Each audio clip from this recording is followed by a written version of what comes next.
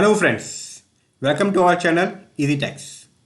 In our series relating to detailed analysis of budget 2021, हमारा next video है on charitable and religious trust.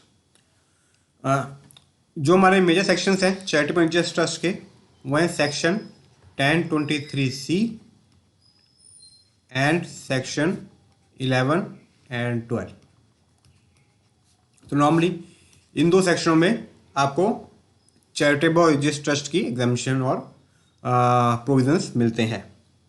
तो इस video में हम डिस्कस करेंगे 4 अमेंडमेंट्स जो कि इन सेक्शंस में आई हैं और चैरिटेबल रिलीजियस ट्रस्ट को इम्पैक्ट करती हैं। कौन कौन सी? Loans and borrowings, corpus donation, earlier losses and limit increase. तो ये जो फर्स्ट 3 अमेंडमेंट्स हैं ये तो आपकी रिलेटेड है एप्लीकेशन ऑफ इनकम से, and the last amendment limit increase ये सेक्शन 1023C से, ये 11-12 से रेलिवेंट नहीं है। तो स्टार्ट करते हैं। सबसे पहले लोन्स एंड बोरिंग्स। तो लोन्स एंड बोरिंग्स में क्या अमेंडमेंट आई है? ये लोग कह रहे हैं parliament, the FMM, she is saying that they have observe कि लोग क्या करते हैं, लोन लेते हैं और उससे एप्लीकेशन करते हैं। तो जब एप्लीकेशन करते हैं, जब उसको खर्च करते हैं तो उसको भी एप्लीकेशन मानते हैं, और जब लोन रीपे करते हैं तो उसको भी एप्लीकेशन मानते हैं। तो मतलब डबल टाइम बेनिफिट ले लेते हैं एक ही एप्लीकेशन का, एक ही पैसे का। मतलब एक ट्रस्ट है, उसने किसी एक्सिस बैंक से लोन लिया, उस लोन लेके उसने चैरिटेबल पर्पस में इन्वेस्ट किया, मान लो बिल्डिंग बनाया या फिर कुछ भी चैरिटेबल का काम किया। तो जब चैरिटेबल काम किया तो उसका एप्लीकेशन माना, और जब ये लोन रीपे किया तो उसको भी एप्लीकेशन माना। तो एक ही चीज़ को 2 एप्लीकेशन माना, 2 अकाउंट किया। तो वो कह रहे हैं ये इंटेंट नहीं था, तो अमेंडमेंट आ गई। अब वो कहते हैं कि लोन्स एंड बोरिंग, अगर आप कोई एप्लीकेशन कर रहे हो, कोई चैरिटेबल रिलीजियस पर्पस के लिए कुछ स्पेंड कर रहे हो, और अगर वो स्पेंड कर रहे हो लोन्स एंड बोरिंग से, तो उसका एप्लीकेशन नहीं माना जाएगा। बट जब लोन्स एंड बोरिंग रीपे करोगे तो उसका एप्लीकेशन माना जाएगा। तो डेफर कर दिया टू द फ्यूचर पीरियड कि जब रीपे होगा, जब भी एप्लीकेशन होगा, जब अगर कोई चैरिटेबल रिलीजियस पर्पस के लिए कोई एक्सपेंसेस किए हैं, but those expenses are from the loans which you have taken from the financial institution of somebody, तो उन एक्सपेंसेस को एप्लीकेशन में काउंट नहीं होंगे। तो बड़ी सिंपल सी अमेंडमेंट है, छोटी सी, ठीक है। इंटेंट क्लियर किया इन्होंने कि हम डबल काउंटिंग नहीं चाहते। सेकंड है कॉर्पस डोनेशन। अब कॉर्पस डोनेशन क्या होती है? कॉर्पस डोनेशन होती है जो कि एक स्पेसिफिक डायरेक्शन के साथ आती हैं कि वो उसी चीज़ में यूज़ होंगी, ठीक है जी, हम समझते हैं। इसमें क्या है, सबसे पहले तो इसको आप जो भी कॉर्पोरेट डोनेशन है सेक्शन 11(5) में जो मोड्स एंड फॉर्म्स प्रिस्क्राइब्ड हैं इन्वेस्टमेंट की, उसमें आप इसको इन्वेस्ट करो, सेक्शन 11(5). सेकेंडली ये कह रहे हैं, हमने यहाँ पे ऑब्जर्व किया है कि कॉर्पोरेट डोनेशन जो होता है वो एग्जेम्प्ट होता है in the hands of recipient under section 1023CB and 1112B। तो corporate donation even before the budget भी आपका एग्जाम्प्ट होता है। जब जो आपको मिलता है अगर corporate donation with specific direction कि इसको आप ऐसे यूज़ करोगे, तो वो एग्जाम्प्ट होता है इन योर हैंड, ठीक है जी। तो ये कह रहे हैं सिंस ये एग्जाम्प्ट होता है तो अब लोग क्या करते हैं, इन्होंने ऑब्जर्व किया कि इसको चैरिटेबल पर्पस में यूज़ कर लेते हैं एंड उसको एप्लीकेशन मानते हैं from the non corporate donation. तो ये कहना क्या चाह रहे हैं? ये कहना ये चाह रहे हैं, मान लो आपको 100 रुपये का कॉर्पोरेट डोनेशन आया, 500 रुपये का अदर डोनेशन आया, वॉलंटरी कॉन्ट्रीब्यूशन। तो आपको क्या है, 85% ऑफ 500 इन्वेस्ट करना है, चैरिटेबल पर्पस में लगाना है। ये 100 रुपये तो एग्जाम्प्ट ही है आपका, ठीक है जी। पर वो कहते हैं इस 100 रुपये को भी आप, ये एग्जाम्पशन तो क्लेम कर ही लेते हो, साथ साथ में 100 रुपये को भी आप चैरिटेबल पर्पस में लगाते हो, और वो जो इसका 85% लगाना है 500 का, उसके अगेंस्ट यूज़ करते हो, तो आप डबल बेनिफिट ले रहे हो। तो वो कह रहे हैं वो हम अलाउ नहीं करेंगे। अब सिर्फ आप जब इस कॉर्पोरेट डोनेशन में से आप कुछ एप्लीकेशन करोगे टूवर्ड्स द वॉलंटरी कॉन्ट्रीब्यूशन, तो उसका बेनिफिट नहीं मिलेगा आपको। एक ही अमेंडमेंट दे दी, लेकिन ये कह दिया अगर मान लो आपने इसमें से इन्वेस्ट 100 रुपये में से मान लो 50 रुपये आपने खर्च कर दिए टूवर्ड्स नॉर्मल चैरिटेबल पर्पसेस, है ना, इसके अगेंस्ट जो इसमें से खर्चा करना था आपने, तो उस टाइम तो 50 का बेनिफिट नहीं मिला। बट जब आप इस 50 को रिप्लेनिश कर दोगे, मतलब जब आप इस 50 को इस 500 में से या फिर आगे फ्यूचर किसी भी साल में से जो वॉलंटरी कॉन्ट्रीब्यूशन आएगा उसमें से आप इस 50 को रिप्लेनिश कर दोगे, मतलब इस 50 को उस फॉर्म में लगा दोगे 11.5 के जो कॉर्पोरेट डोनेशन के लिए कह दें विद स्पेसिफिक पर्पस, तो आपको उस साल उस 50 का बेनिफिट मिल जाएगा। तो आप समझे, और थोड़ा और डिटेल में समझते हैं, थोड़ा शायद आप कंफ्यूज हो गए होंगे। आपको कॉर्पोरेट डोनेशन मिला 100 रुपये का कॉर्पस, और वॉलंटरी मिला 500 रुपये का। तो बजट से पहले क्या है, ये तो आपका एग्जेम्प्ट है कॉर्पस, कोई कंडीशन नहीं है, कॉर्पोरेट डोनेशन एग्जेम्प्ट होता है आपका। इस 500 में से आपको इसको 85% इन्वेस्ट करना है। इन्वेस्ट नहीं करना मतलब स्पेंड करना है फॉर चैरिटेबल रिलीजियस पर्पसेज। इसका 85% कितना हो गया, 425 रुपये आपको स्पेंड करना है। अब पार्लियामेंट क्या कह रहा है, हमारा गवर्नमेंट क्या कह रहा है, कहना है हमने ऑब्जर्व किया कि ये 425 रुपये आपको स्पेंड करना है ना, आप इसमें से सारा 500 में से स्पेंड नहीं करते हो, आप कुछ पार्ट इसमें से भी कर देते हो। से फॉर एग्जाम्पल आपने 50 रुपये कॉर्पस में से कर दिया और 375 रुपीज़ आपने 500 में से कर दिया, ठीक है जी। तो आपका 425 टोटल एप्लीकेशन हो गया, तो आपकी टोटल इनकम निल हो जाएगी। 15% तो आपका एडॉक डिडक्शन मिल रही है 500 में से, और 425 आपने इन्वेस्ट कर ही दिया, तो 75 रुपये तो आपकी वो हो गई एडॉक एग्जाम्पशन 15% वाली, और 425 एप्लीकेशन आ गई, तो 500 आपके सारे के सारे नॉन टैक्स हो जाएंगे। और ये 100 तो नॉन टैक्सेबल था ही। जबकि अगर आप देखो तो आपने 500 में से स्पेंड कितना किया है, 425 करना चाहिए था, बट आपने किया कितना है 375 वर्सेस 425।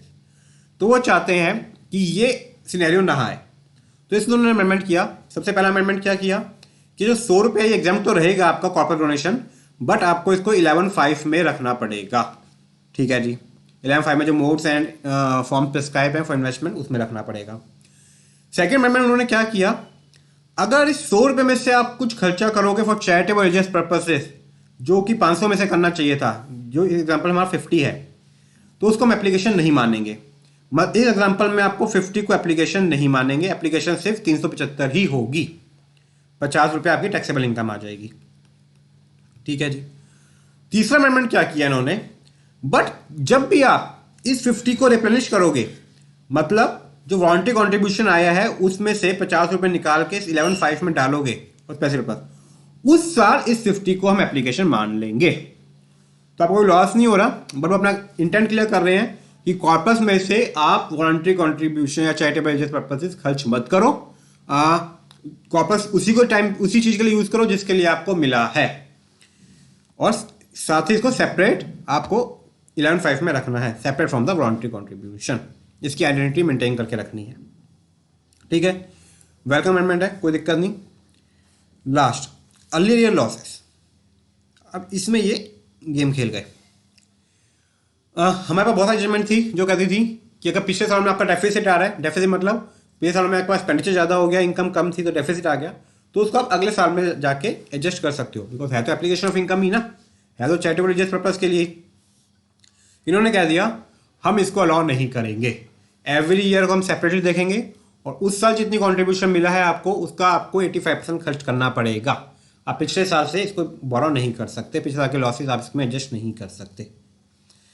अगर आप देखो तो अमेंडमेंट कहता है कि इन दो चीज़ों के चक्कर में, loans and boring, corporate donation, आपका डेफिसिट आ जाता था। मतलब लोन्स एंड बोरिंग में आपकी डबल काउंटिंग हो जाती है, और आप कॉर्पस को भी चैरिटेबल में यूज़ कर लेते हो, और जो वारंटी है उसको भी यूज़ कर लेते हो, उससे डेफिसिट आ जाता है। तो इस डेफिसिट को, सिर्फ इस डेफिसिट को रोकने के लिए, बिकॉज उन्होंने वर्ड यूज़ किया ये पेपर डेफिसिट है, ये एक्चुअल डेफिसिट नहीं है, आप डबल काउंटिंग कर रहे हो, है ना, और कॉर्पस को आप किसी और पर्पस के लिए यूज़ कर रहे हो, तो पेपर डेफिसिट है। इस डेफिसिट को हम आगे एडजस्टमेंट नहीं देना चाहते, ये आपका मेमोरेंडम कहता है। बट अगर आप अमेंडमेंट देखोगे तो अमेंडमेंट ने ऐसा कोई जिक्र नहीं है कि सिर्फ इन दो के डेफिसिट को रिलेटेड को हमने आगे एडजस्ट नहीं होगा, वो जनरल अमेंडमेंट कर दी। अमेंडमेंट कहती है, जो एक्ट में अमेंडमेंट आया है, कि कोई भी लॉस जो पिछले साल का है आपका, जो भी कोई भी डेफिसिट, इसमें हम डेफिसिट वर्ड यूज़ करते हैं, लॉस यूज़ नहीं करते, तो कोई भी डेफिसिट जो है पिछले सालों का, वो हम आगे एडजस्ट नहीं कर सकते, चाहे वो इन दो से रिलेटेड हो या फिर किसी और से भी रिलेटेड हो। तो अमेंडमेंट जो मेमोरेंडम है उसका स्कोप रिस्ट्रिक्टेड था, बट जो अमेंडमेंट किया, जो लैंग्वेज है, जो स्टैच्यू में अमेंडमेंट किया, उसका स्कोप वाइड है। अब एज पर द लॉ, जो लॉ प्रपोज्ड है उसके हिसाब से कोई भी डेफिसिट जो पिछले सालों का है वो आगे आपका एडजस्ट नहीं हो सकता। लास्ट अमेंडमेंट जो हम डिस्कस कर रहे हैं वो है लिमिट। 1023C लगता है चैरिटेबल रिलीजियस इंस्टीट्यूशन पे, और साथ साथ में लगता है आपका एजुकेशन एंड हॉस्पिटल पे भी, एजुकेशन एंड हॉस्पिटल। तो 3 क्लॉज डाले हुए हैं इनके लिए। पहला तो है कि अगर ये substantially finance from the government है तो ये 1023C में आ जाएंगे। सेम है दोनों के लिए, एजुकेशन के लिए भी, हॉस्पिटल के लिए भी, यूनिवर्सिटीज़, एजुकेशन इंस्टीट्यूशन, हॉस्पिटल वगैरह के लिए, कि या तो ये सब्सटेंशियली फाइनेंस्ड हो from the government, substantially financed जिनको हम कहते हैं 50% और मोर, या फिर इनकी एनुअल रिसीव्स लेस देन अ प्रेस्क्राइब लिमिट, एनुअल रिसीव्स, या फिर ये अप्रूव्ड हो। तीनों के लिए सेम सेम चलता है, दोनों के लिए, सॉरी, एजुकेशन के लिए भी और हॉस्पिटल के लिए भी। तो ये 3 तरह के इंस्टीट्यूशन कवर किए गए हैं 1023C में, जिनको 1023C में एग्जाम्पशन मिलती है। Substantially finance, annual receives less than the prescribe limit and approve. तो जो मेरी अमेंडमेंट है वो इसमें है।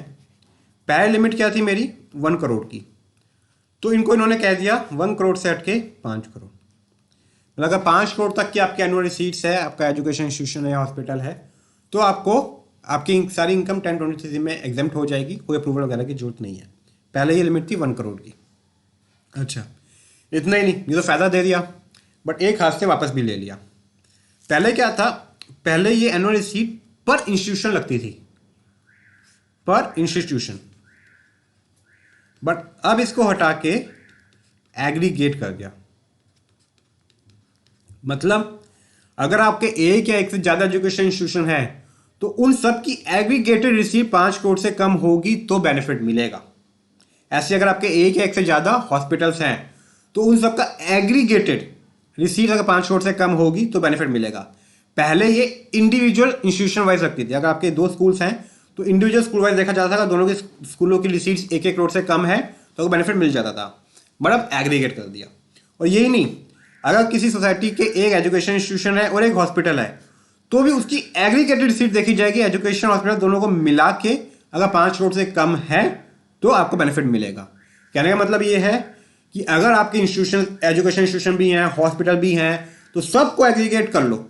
उसके बाद अगर एनुअल रिसीट 5 करोड़ से कम आती है तो आप 1023C का बेनिफिट ले पाओगे इस क्लॉज में, अदरवाइज आप इसका बेनिफिट नहीं ले पाओगे। ठीक है जी। तो ये अमेंडमेंट थी हमारी discussing charitable and religious institution.